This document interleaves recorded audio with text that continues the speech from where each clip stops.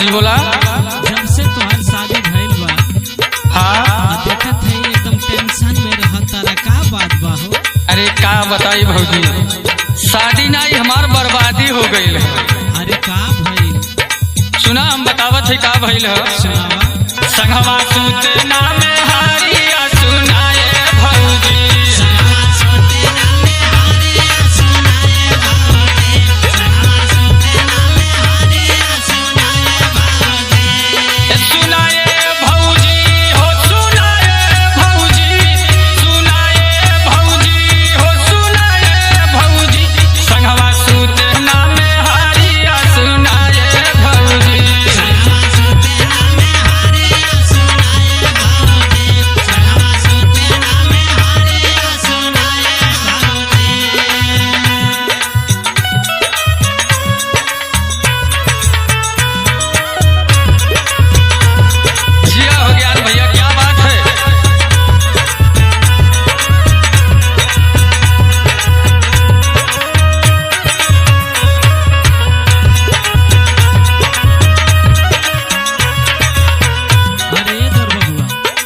बोला भौजी। अरे कौनो कमी हो गई का हो? अरे का बताई कौन कमी भइल है, जब से आइल तब से लगे सुतते ना हो। वो काहे हो? जब घरे में घुसीला तो झटक के कोने जाके बैठे लियो। आई हो दादा, यही से बड़ा टेंशन है। तोहार दुख हमसे न बर्दाश्त होता। लेकिन वो कहेली का कहली? कहे आवेला दारू पी के तू ता भइला बेहाया,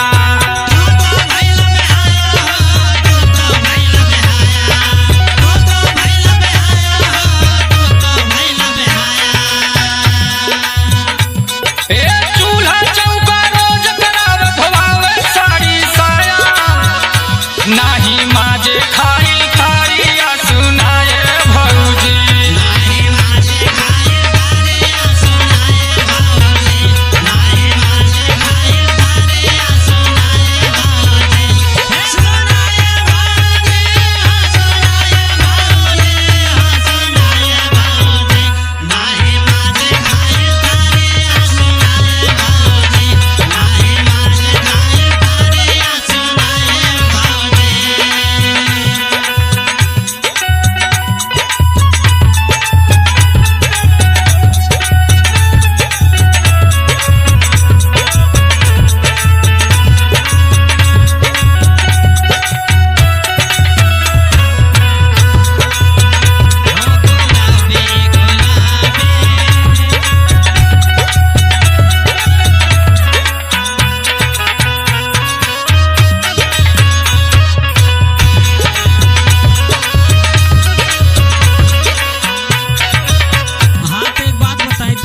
बतावा बतावा।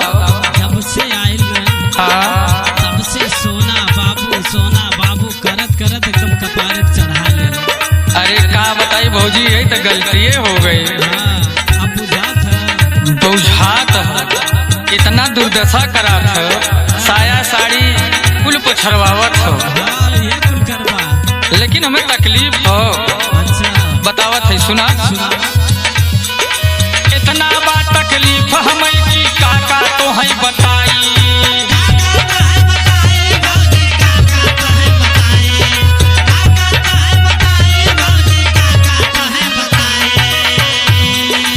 अपना घर के मालिक है के नौकर जैसे बाई,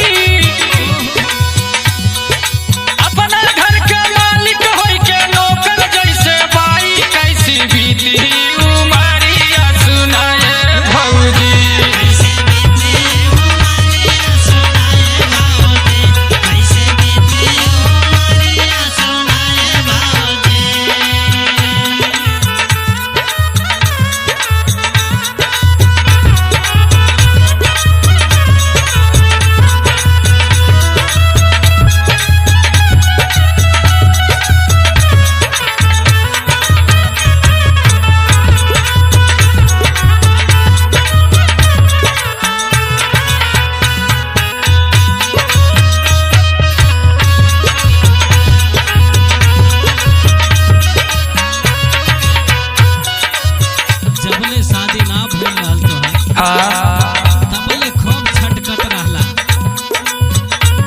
बताई भौजी, हम सोचत रहे कि हमरो बियाह हो जात तो दुल्ही ना जात कुछ अलग रुआब रहत। हाँ तो अलग रुबाब हो गए।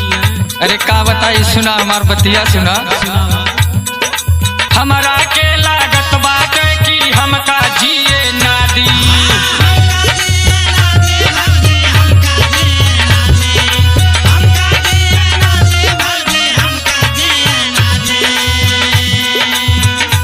हाँ दुर्गा लाल दीवाना टीवी कई के फसले शादी।